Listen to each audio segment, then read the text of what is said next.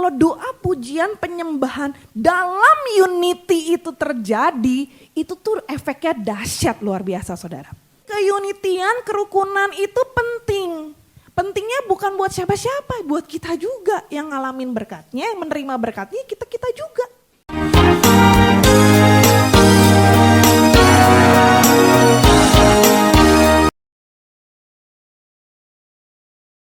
Iya, shalom. Emang nih beneran kalau di GBI Hongkong tuh ya, makin sore kok makin on fire. Makin on fire ini ya, apalagi saya melihat lebih banyak api-api hari ini ya. Di kaos kalian semuanya ya. Haleluya. Saudara masih ingat apa yang disampaikan bulan lalu, yang saya sampaikan bulan lalu di tempat ini? Apa ya? Yes, tentang revival ya. Apa yang terjadi di Asbury sana, memang seolah-olah kayaknya beritanya sudah padam, sudah berhenti kayaknya gitu ya. Seolah-olah ya. Tapi api kebangunan, api revivalnya itu masih terus menyala, bahkan bukan hanya di satu tempat, tapi saya percaya sudah menyebar ke bangsa-bangsa, ke tempat-tempat yang lain. Ya termasuk kita semua yang di tempat ini mengalami api kebangunan rohani revival. Yang masih ingat bulan lalu? Ya eleh, cuman separoh yang inget ya. Bacanya haya, jangan haya, bukan gitu ya. Oke, aku masih mau ngingetin lagi, jadi kalau saya begini bakal nggak usah pakai C, haya. Oke, jiro lu. Artinya? Oke, ya contoh lah. Artinya hidup kembali, revive ya. Nah, bulan ini Pak Niko sampaikan di MDPJ bahwa yang Pak Niko bilang seperti ini. Apa yang terjadi di Asbury itu adalah doa, pujian, penyembahan bersama-sama dalam unity siang dan malam. Itu adalah yang sudah biasa kita lakukan, yaitu menara doa. Yang mengerti katakan amin. Yang gak pernah ikut menara doa jangan bilang amin. Oke, ulang ya. Jadi yang dilakukan di sana adalah doa, pujian, penyembahan bersama-sama dalam unity siang dan malam. Dan itu artinya adalah menara doa. Dan Pak Niko pernah dapatkan juga bahwa tanpa menara doa tidak akan ada penuaian jiwa. Nah ini jadi semuanya berhubungan nih. Gereja kita DNA-nya adalah doa, pujian, dan penyembahan. Coba boleh dikeluarkan? Oke, saya gak akan bosan-bosan, harusnya udah pada hafal semuanya. DNA gereja kita adalah, singkatnya adalah restorasi Pondok Daud. Ya kan? Nah restorasi Pondok Daud itu apa? Yaitu kita sebagai prajurit Tuhan. Coba siapa yang hafal nih, ngetes nih sekalian ya. Prajurit Tuhan yang gagah perkasa, yang gaya hidupnya doa, pujian, penyembah bersama-sama dalam unity siang dan malam, dan yang melakukan kehendak Tuhan pada zaman. Yes, wah ternyata tanpa LCD pun udah pada hafal ya. Nah ini udah harus ngelotok nih ya, udah jangan di luar kepala, di dalam kepala udah. Harus udah ada di hati kita bahwa ini tuh DNA-nya kita. Artinya DNA kita tuh ini udah sifat yang melekat kepada kita. Ya, nah hari ini penekanannya adalah lebih kepada kita mau waktu menara doa atau doa pujian penyembahan bersama-sama dalam unit ini dilakukan, efeknya harusnya membawa jiwa-jiwa datang kepada Tuhan. Jadi walaupun ini si Asbury Revival kayaknya udahan selesai, orang-orang udah gak pada ngumpul lagi di sana, tapi apinya ini masih menyala dan dampaknya adalah harus membawa jiwa-jiwa datang kepada Tuhan. Waktu saudara datang ke tempat ini, saudara ngalamin dijamah sama Tuhan, saudara ngalamin dilawat sama Tuhan. Bahkan ada yang komentar waktu bulan yang lalu bilang, aduh kak kayaknya belum puas nih, kayaknya lagi asik banget dilawat sama Tuhan. Wah ada yang sampai gemeter-gemeter, ada yang sampai terkapar, ada yang sampai teriak-teriak mungkin, ada yang sampai mungkin holy laughter dan lain-lain dan lain-lain. Oke, kalian menikmati momen itu, tapi Kalau abis selesai dilawat sama Tuhan kayak gitu, ada efeknya ke depannya apa? Apa cuman saudara enjoy secara emosi aja di sini? Wah, dilawat Tuhan. Sampai nggak mau pergi-pergi. Aduh, mau lagi. Tapi abis itu kalau nggak ada efeknya, nggak ada dampaknya, ngapain dilawat sampai kayak gitu juga percuma. Moyong orang sini bilang, Hamai? Nah sekarang cek dan recheck, abis kita ngalamin api kebangunan rohani, abis ngalamin dilawat sama Tuhan, harusnya idealnya kita ini ada sesuatu yang kita berubah dalam hidup kita, harus ada sesuatu dampak yang terjadi dari kehidupan kita. Bukan hanya waktu secara emosi kita dilawat sama Tuhan, kita enjoy, kita asik menikmati hadirat Tuhan sesaat itu terus udahannya balik lagi bikin dosa lagi. Balik lagi ngomongan yang ngaco lagi. Tapi saya berdoa di tempat ini gak ada yang seperti itu. Tapi harusnya dampak yang harus terjadi adalah kita semakin berbuah-buah di dalam Tuhan. Amin. Nah hari ini kita mau belajar bagaimana kalau doa pujian penyembahan dalam unity itu terjadi. Itu tuh efeknya dahsyat luar biasa saudara. Katakan dahsyat men. Yang dahsyat itu apa? Doa pujian penyembahan dalam unity itu loh. Doa pujian penyembahan udah sering lah kita tahu lah. Tapi yang dalam unity ini yang suka susah. Halo? Ya. Nah kita mau lihat sekarang dua bagian. Aku bagi dua bagian. Oke, semua punya Alkitab? Bukan Alkitab sih zaman sekarang ya. Alkitab nih di tap gitu kan. Oke, buka ayat firman Tuhan. Roma pasal 12 ayat yang ke-1 harusnya sudah hafal ya. Karena itu saudara-saudara demi kemurahan Allah aku menasihatkan kamu supaya kamu mempersembahkan tubuhmu sebagai persembahan yang hidup, kudus dan yang berkenan kepada Allah, itu adalah ibadahmu yang sejati. Itu adalah ibadahmu yang sejati di dalam Alkitab bahasa Inggris itu diterjemahkan ada beberapa kata yang berbeda. Yang pertama adalah ya act of worship. Apa itu act of worship? Tindakan penyembahan. Yang kedua dikatakan spiritual worship ya atau penyembahan secara rohani. Lalu true worship atau penyembahan sejati. Lalu temple worship, penyembahan bait suci. Next slide. Jadi tadi ibadah yang sejati dikatakan ada 4 terjemahan bahasa Inggrisnya. Ada yang nyatet tadi? Yang pertama, act of worship. Oke, tindakan penyembahan. Spiritual worship, penyembahan rohani. True worship, penyembahan sejati. Dan yang keempat, temple worship, penyembahan bait suci. Bahasa aslinya, nah kita belajar lagi bahasa Yunani ya. Kalau kemarin kan belajarnya, kemarin belajarnya? Hari ini belajarnya lain lagi. Penyembahan itu nggak hanya berbicara waktu kita lagi nyanyi lagu pelan kayak tadi. Mengikut Yesus, itu penyembahan, yes penyembahan.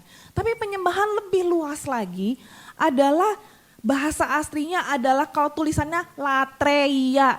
Yang belajar mestinya udah pernah dengar kata ini, latreia. Tapi bacanya latraya. Latraya. Punya anak dikasih nama Latraya bagus juga ya. Latraya artinya penyembahan loh, artinya worship, bagus kan. Nah jadi saudara artinya Latraya yang di dalam Roma pasal 12 ayat yang ke-1 itu pakai katanya adalah di situ ibadah yang sejati. Itu adalah yang dipakai adalah Latraya. Artinya Latraya itu adalah penghormatan yang ditujukan hanya kepada Tuhan. Jadi waktu kita melakukan segala sesuatu buat Tuhan, itu pun adalah penyembahan.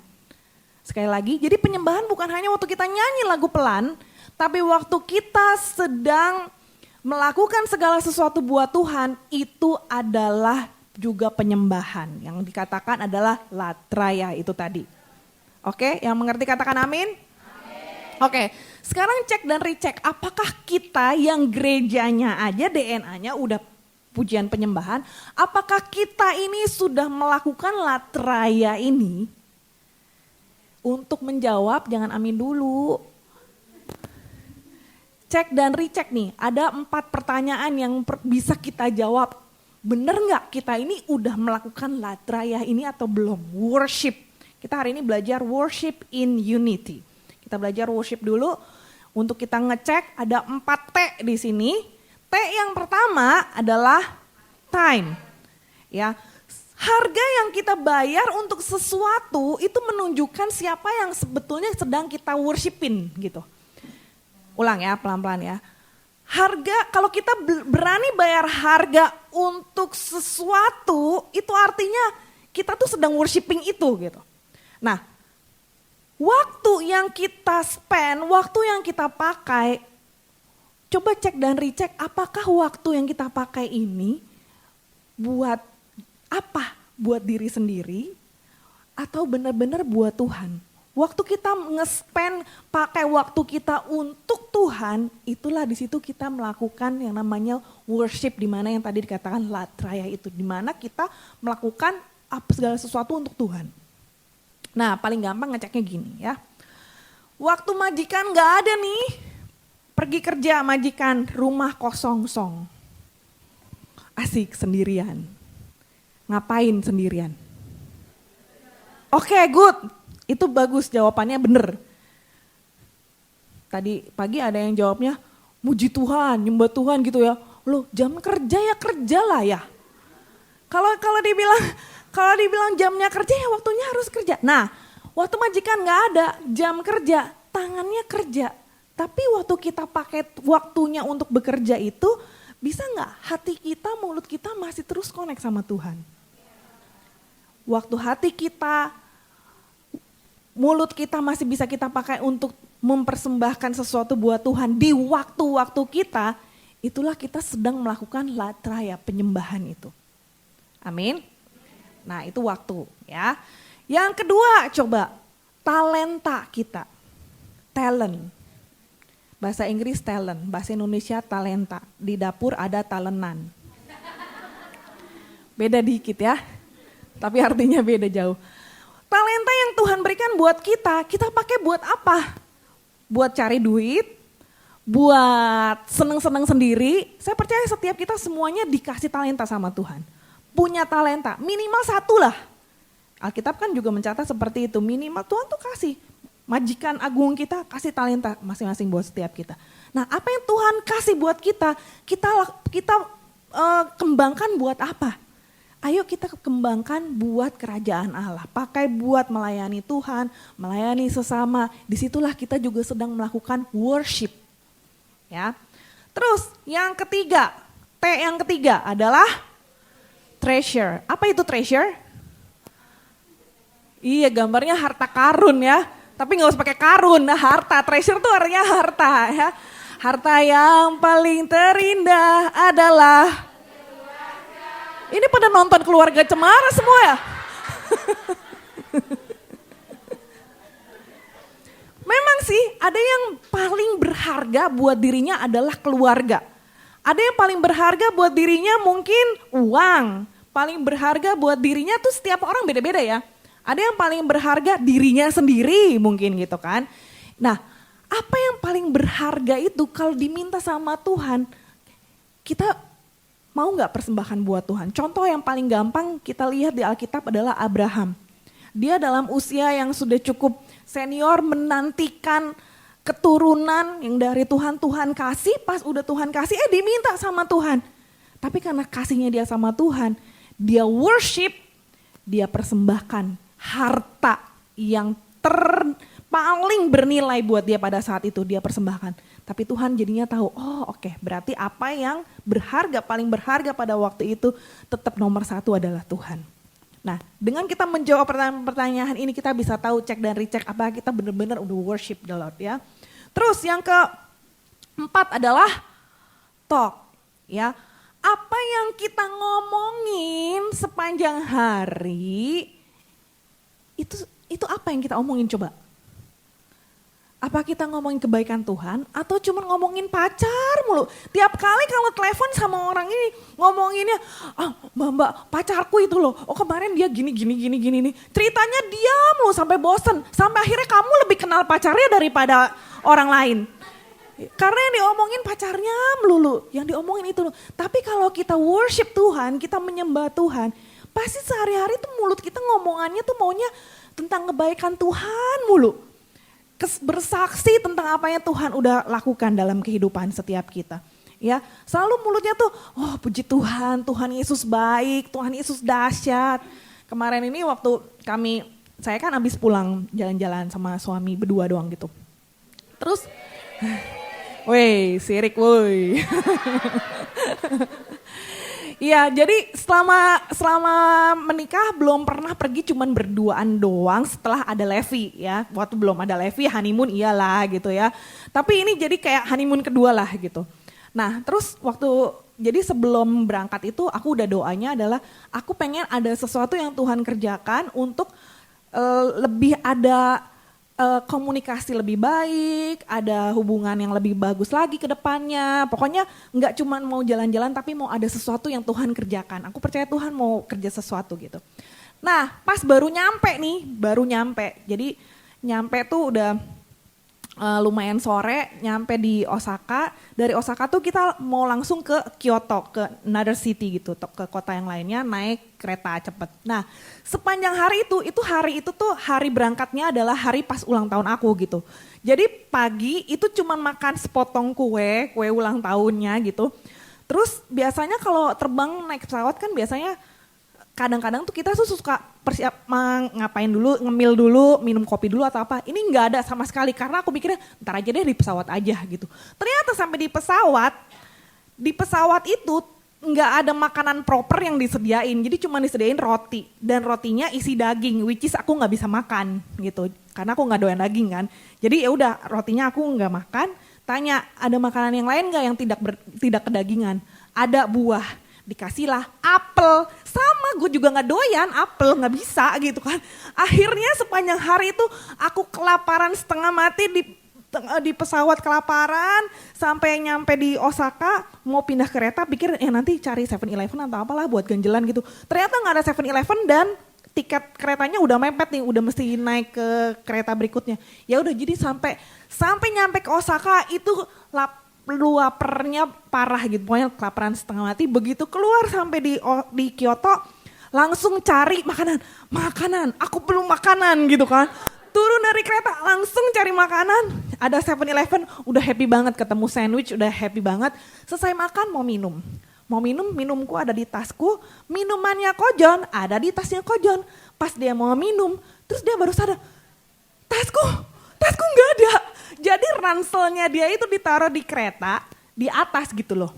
Saking kita nguber pengen makan, udah kelaparan, inget narik koper tapi lupa kalau ranselnya ada di atas. Dan ranselnya Kojon isinya kamera-kameranya dia lah gitu, hartanya dia gitu kan. Oke, pas begitu sadar nggak ada, tasnya nggak ada gitu. Sebenarnya yang dicari air minumnya kan gitu, tapi gara-gara inget air minum jadi tasnya kok nggak ada gitu. Pas kayak gitu, tahu nggak reaksi aku? Reaksi aku kita berdua cuman ketawa doang.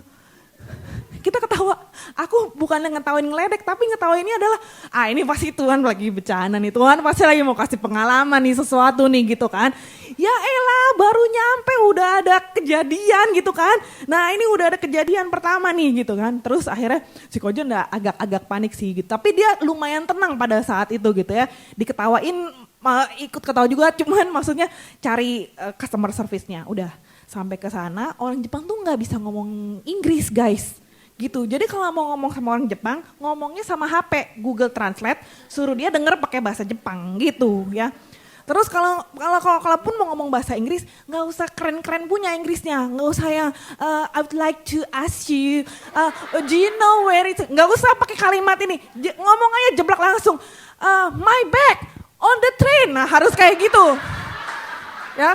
Jadi kalau pakai kalimat proper dia malah pusing nggak ngerti ini ngomong apa, apalagi pakai accent English yang terlalu UK gitu, England gitu nggak bisa dia ya.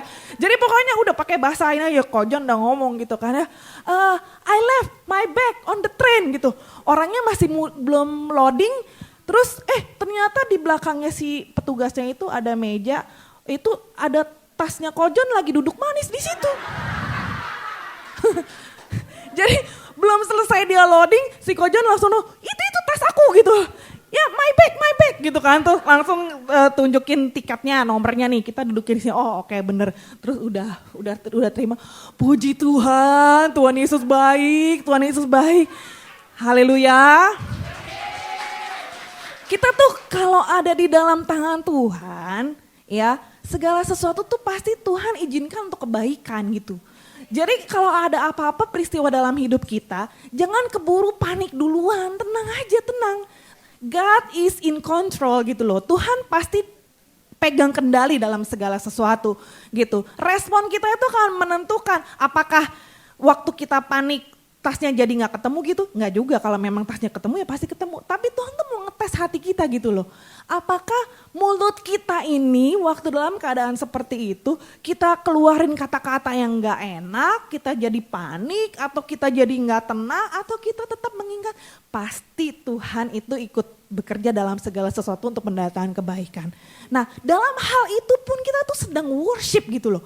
Ya, memperkatakan kebaikan Tuhan dulu, Tuhan Yesus baik, Tuhan Yesus baik. Sebelum tasnya ketemu aja kita udah ngomong, oh puji Tuhan ini udah kesaksian nih nomor 1, baru nyampe, belum nginep, baru mendarat, udah ada cerita gitu kan. Pasti Tuhan punya cerita lebih banyak lagi. Saya tuh setiap hari sampai nyatet di HP saya, di hari ini ada kejadian apa, ntar tak keluarin dikit-dikit ya. Gitu.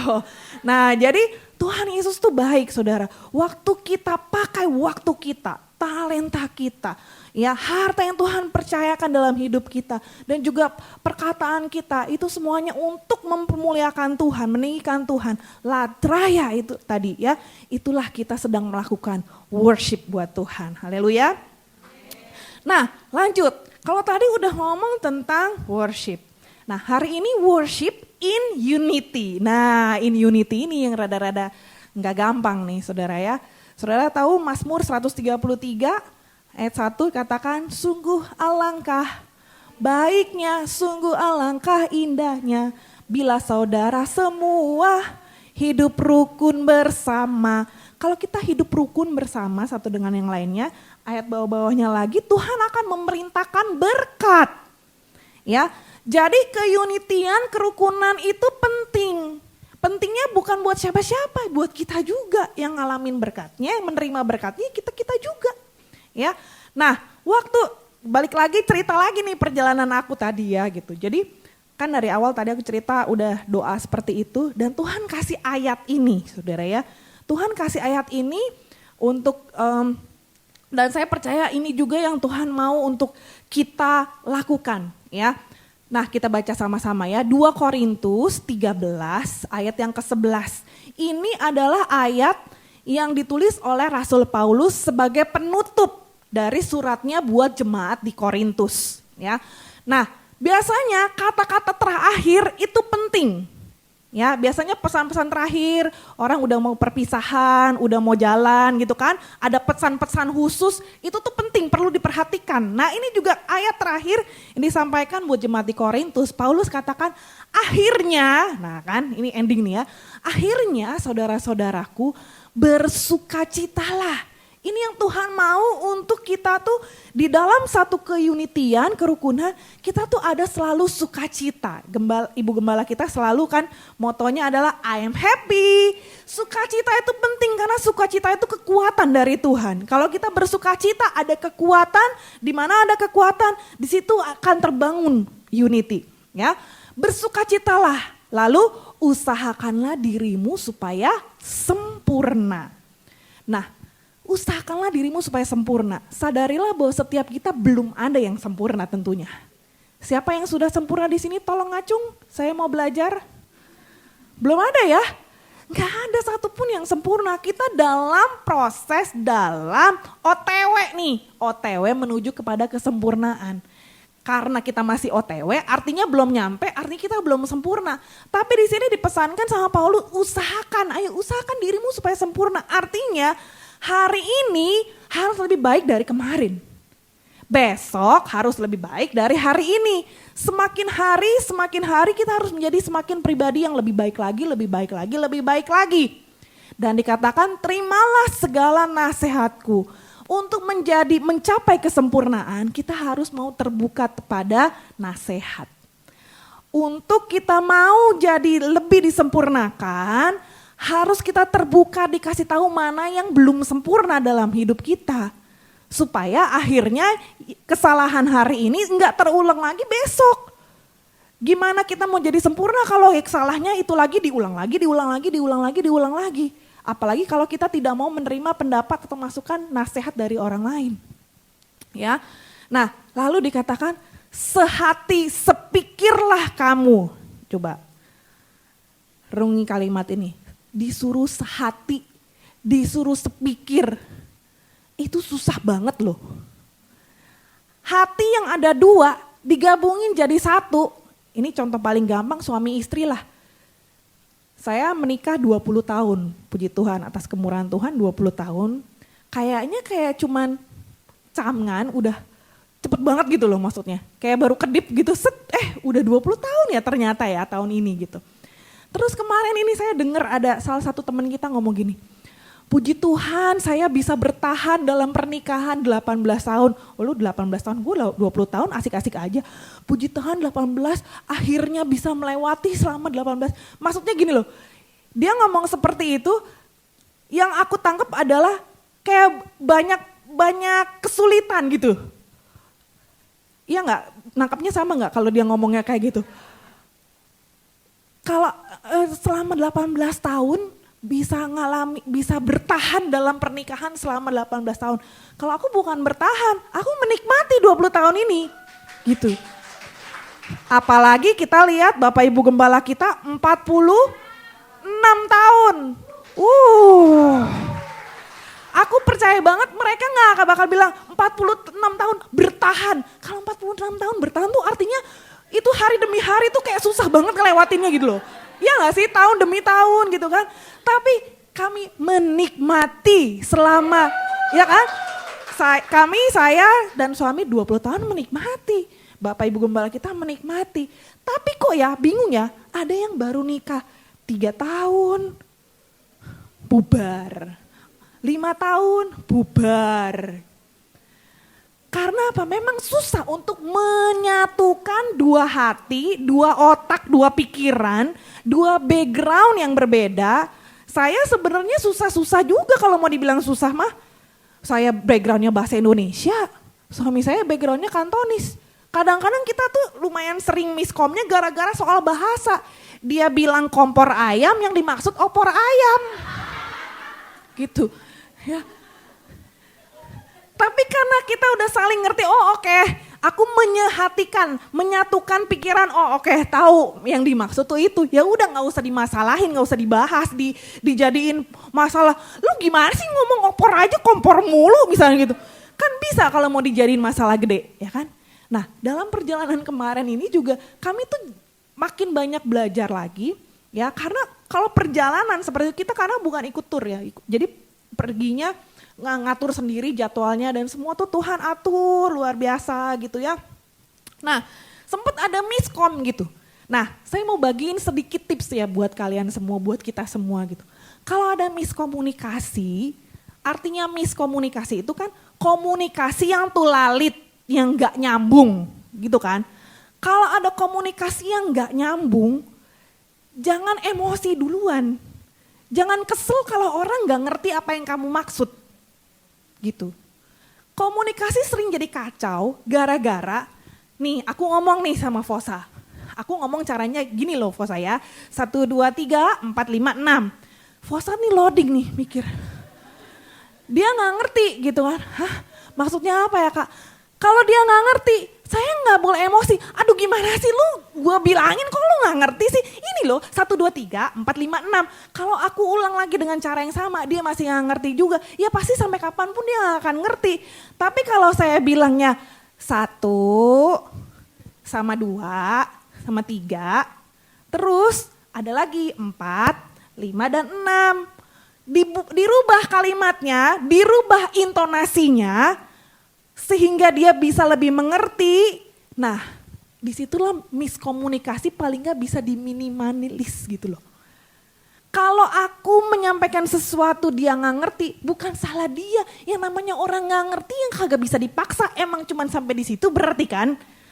Berarti yang mengkomunikasikannya, si sumbernya ini yang harus pinter-pinter merubah cara supaya dia bisa lebih ngerti. Gitu. 1, oke? 1. Terus kan 2. 2 itu 1 tambah 1, oke? Terus 3. 3 itu 2 ditambah 1. Nah itulah 3 gitu loh maksudnya. Ya. Kalian bisa praktekin di kehidupan kalian masing-masing waktu kalian berkul, kalian sama suami, sama orang tua. Apalagi mungkin sama kalau ada generation gap ya, kalau beda generasi gitu kan. Kita nih yang generasi muda mungkin otaknya udah kecepetan ya, speednya kan kenceng ya. Udah kemana-mana, udah cepet nih loadingnya. Nah mungkin yang generasi yang lebih senior masih 2G gitu loh.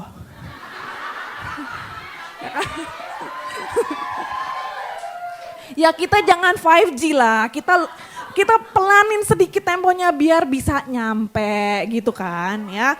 Nah jadi untuk menyatukan 2 hati jadi 1, menyatukan 2 pikiran jadi 1, itu memang gak mudah. Tapi kalau kita mau berusaha satu dengan yang lainnya untuk demi terjadinya unity, pasti terjadi kok, pasti bisa kok. Amin. Ya. Nah, terus hiduplah dalam damai sejahtera, maka Allah sumber kasih dan damai sejahtera akan menyertai kamu. Kuncinya adalah supaya bisa menjadi unity, jaga damai sejahtera di hati masing-masing. Kalau udah mulai ada yang emosi, artinya damai sejahteranya pasti terganggu dong. Nah, kalau udah ada yang damai sejahteranya terganggu, udah calm down dulu, santuy dulu, tenang dulu, jangan emosi. Apalagi ini banyak kan perempuan-perempuan kan.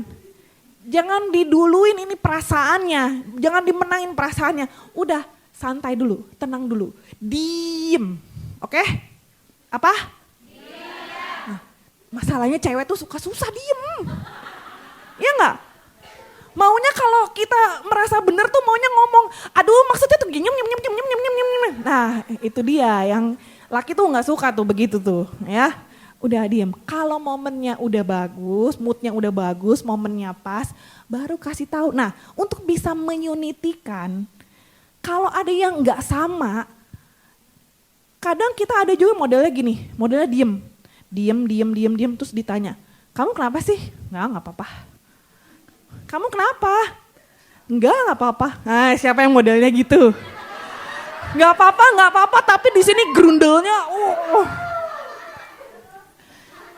Kalau memang ada apa-apa bilang aja, iya ada something lah, tapi nanti aja ngomongnya gitu loh. Nggak usah, kalau lagi kesel jangan ngomong aja. Pokoknya kalau lagi marah, lagi hatinya nggak ada damai sejahtera, jangan ngungkapin pada saat itu juga. Tapi kalau udah momennya udah enak gitu kan, bisa diajak ngomong, nah baru ngomong, aku tuh maunya begini loh, gini. Oke, jadi next time udah lebih tahu. Unity itu bukan uniform. Oke, kesatuan hati bukan keseragaman, tidak berarti bahwa kalau sama semua itu adalah yang indah. Enggak juga. Perbedaan itu bisa dijadikan satu menjadi satu harmoni. Unity itu bukan uniform. Kalau uniform kan sama semua kan. Tapi unity itu justru dengan adanya perbedaan, itu waktu dijadiin satu, itu bisa jadi indah. Itu adalah namanya harmoni. Kalau di dalam musik yang namanya harmoni, minta, ini kan G ya, minta do-nya. Do. Oh, tinggi ya? Do gitu ya. Ini do. Ya G. Oke, sekarang kita latihan vokal dulu. Mulai dari muji, ya, muji yang itu. Yang bukan ibadah pagi nggak tahu. Nah itu yang ngacung. Dari muji ke depan ikutin nada ini. Do. Bareng. Jiro lu. Do. Oke. Kamu jadi ketua kelompok. Frida. Nadanya segini ya. Do. Bareng. Jiro lu. Bagian yang ini sekarang mulai dari Dina. Din, ngacung Din. Nah, dari Dina ke depan, sol. Sol, 2, 3. Ini masih ingat gak tadi? Do, yang ini? Oke, belakangnya sono, mi. Mi, 2, 3. Yang ini? Loh!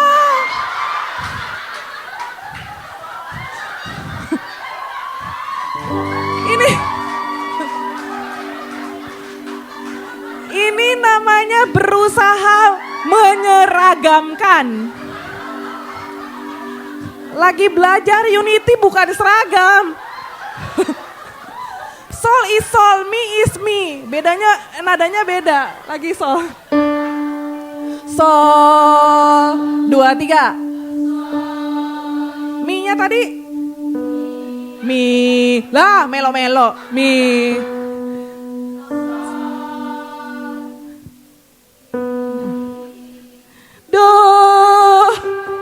Ingat ya, ini mau kasih tahu harmoni tuh gitu, beda-beda, tapi waktu digabungin, ingat tadi nadanya sendiri, 2 semuanya bareng, 2, 3.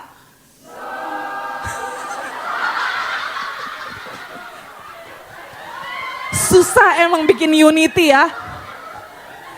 Do, sol, mi, do, sol. Bareng 2, 3.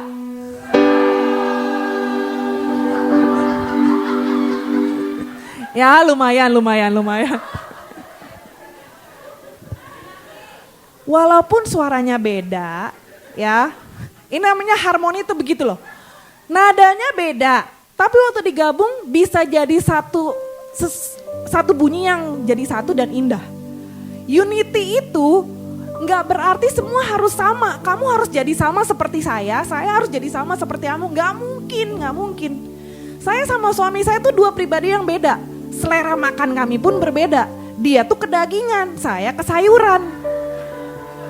Dia suka daging, saya suka tempe. Di Jepang cari tempe kagak ada bro. Jadi waktu kita lagi jalan ini, kita tuh suka saling gini loh. Saya ngalah buat dia ngalah buat saya. Tapi gara-gara dia ngalah terus buat saya, ngikutin selera makan saya, dia jadi nggak bisa menikmati. Dia kepengen makan yang daging-daging tuh nggak bisa, karena kalau ngikutin saya makan yang seafood gitu. Kalau di sana gitu ya. Nah akhirnya one day aku bilang, udah kamu kan kepengen makan nih sapi nih. Karena kan di restorannya sapi nggak ada seafood, jadi sapi dan seafood itu nggak bisa bersatu di sana. Jadi karena seperti itu, saya bilang udah kamu masuk aja restoran yang ini. Kamu nggak usah mikirin aku, udah kamu nikmatin aja, kamu makan di sini. Aku tak cari restoran yang lain yang aku juga bisa menikmati gitu loh. Jadi akhirnya kita makan sendiri-sendiri. Saya tuh lagi makan sendiri-sendiri, saya tuh mikir orang lain ada nggak ya suami istri lagi loehang, terus makannya sendiri-sendiri, restorannya beda gitu. Terus ada gak sih yang kayak gitu? Coba kasih tahu saya kalau ada. Nggak ada ya? Berarti saya langka ya. Jadi tapi maksudnya kita bisa begitu tuh bukan nggak pakai grundelan. Aku happy banget kasih dia bisa menikmati makanan yang dia mau. Dan saya happy karena saya bisa pilih makanan yang saya suka. Gitu. Jadi oke. Kamu makan di restoran ini, oke nanti aku cari yang lain. Nanti pokoknya kamu cari aku ya, kita masih di sekeliling ini juga gitu. Akhirnya aku ketemu satu restoran, aku menikmati banget. Makanan nasi, kejunya pol, keju banget, pakai udang gitu ya. Aku sampai lagi makan sendiri, aku nikmatin banget. Ternyata dia udah selesai, dia nongol di pinggiran restoranku, dia videoin aku lagi makan nikmat banget gitu. Nanti ya kapan-kapan aku munculin di story aku ya. Maksudnya aku happy gitu, aku nggak ada kayak jalan-jalan makan sendirian gitu. Kan orang lain mungkin gitu ya, makan sendirian, temenin kayak, enggak loh, aku biasa aja, malah aku happy loh daripada gue sengsara ngeliatin dia makan, gue nggak makan ya. Tapi aku happy banget, di situ tuh kita kelihatannya beda kan, tapi sebenarnya kita unity karena unity sama-sama mau menyenangkan pihak yang lain gitu loh. Dan akhirnya selama 9 hari ini, 9 hari kita perjalanan itu, ada 2 hari kita kayak gitu. Dan aku happy-happy aja. Yang satu aku bingung, duh nih restorannya makan apa ya? Pada kedagingan semua kiri kanan. Akhirnya aku masuklah, pas di sebelah restoran dia makan buffet, barbecue, enak banget. Wah pokoknya dia lah banget, seneng banget. Aku masuk di sebelahnya, Saizeriya. Katanya Levi, jauh-jauh makannya Saizeriya. Lah ya gak apa-apa, aku Saizeriya, aku makan sendiri, pesen 4 macem. Biarin orang ngeliatin 4 macem. Siangnya gak makan. Jadi makan siang sama makan malam digabungin 4 macem. 1 mangkok sop, 1 mangkok salad, 1 mangkok pizza, 1 lagi gorengan. Habis loh. Apakah saya menderita? Apakah saya gak seneng? Enggak, saya asik-asik aja. Karena kenapa? Kunci untuk unity itu adalah mementingkan kepentingan orang lain juga. Enggak cuma mementingkan kepentingan diri sendiri. Kalau cuma mementingkan diri sendiri, gak bakal unity itu terjadi. Ya, mementingkan diri sendiri, selfishness, itu membunuh unity. Kenapa unity tidak bisa terjadi? Karena mementingkan pribadinya sendiri, nggak mau mengerti orang lain. Tapi kalau kita berlomba-lomba untuk mengerti orang lain, berlomba-lomba untuk mementingkan orang lain, saya percaya unity itu gampang kok. Unity itu nggak susah sebetulnya. Tinggal kita, ya udah silakan, yuk duluan, ya mari, nggak usah ini. Aku tuh loh maunya gini, aku maunya gini, kok kamu nggak ngerti sih? Nah itulah unity jadi nggak terjadi seperti itu. Saya berdoa setiap kita, khususnya ibadah ini, ibadah 4. Jangan cuman kenceng di yel-yel doang, tapi dalamnya unity-nya harus kenceng. Waktu unity-nya terjalin, waktu kita unity-nya kenceng, kita ini worship di dalam satu unity. Kalau kita menyembah dalam satu kesatuan, masa sih Tuhan gak kirim jiwa-jiwa datang? Waktu kita mementingkan orang lain lebih daripada diri kita sendiri, Tuhan Yesus itu loh contohnya. Tuhan Yesus itu mementingkan kita, mentingin kita demi buat kita. Dia berkorban loh buat kita. Kok kita disuruh berkorban sedikit aja buat orang lain, kok hitung-hitungan sih? Kok susah amat sih? Kok pakai sampai berantem, sampai miskom yang gak selesai-selesai. Ya elah, Tuhan loh udah kasih teladannya sebegitunya buat kita. Ayo kita mau worship Tuhan, kita mau mempersembahkan segala sesuatu yang terbaik buat Tuhan dalam satu unity. Saya percaya waktu kita ada satu unity yang kuat, ini tempat udah gak mungkin lah muat lagi. Ini jiwa-jiwa Tuhan lagi kirim. Dan kalau semakin banyak jiwa Tuhan kirim, kita harus semakin kuat di dalam keluarga ilahi ini. Amin. Yang mau unity bangkit berdiri sama-sama yuk. Jadikan kami satu.